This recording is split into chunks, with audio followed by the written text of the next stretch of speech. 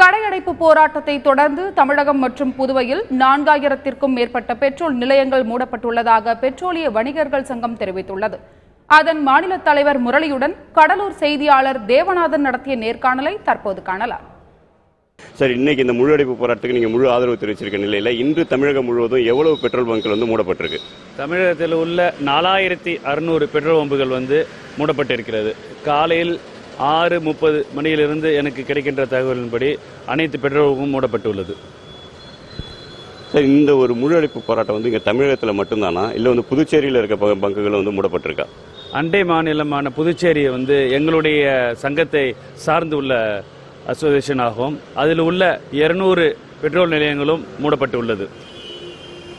இந்த பெட்ரோல் பங்குகள் மூடப்பட்டிருக்காங்க. பொதுமக்கள் எந்த அளவில் ஒரு இதுக்குள்ளா இருக்காங்க, அதாவது பாதிப்புக்குள்ளா இருக்காங்கன்றத சொல்ல முடியுமா? அதாவது நம்மளுடைய பொதுமக்களுக்கு எந்த பாதிப்பும் ஏற்படக்கூடாது என்ற காரணத்தினால முன்னறிவிப்பாக நாங்கள் பேனர்ஸ் எல்லா பெட்ரோல் பம்பையும் வைத்து முன்கூட்டியே பெட்ரோலை அவங்க நிரப்பிக் கொள்ளுமாறு ஒரு பேனர்ஸ் வச்சிருந்தோம். அதுபடி இன்னைக்கு தேவையான பெட்ரோலை நேற்றே எல்லாரும் வாடிக்கையாளர்கள் பிடித்து சென்று விட்டார்கள்.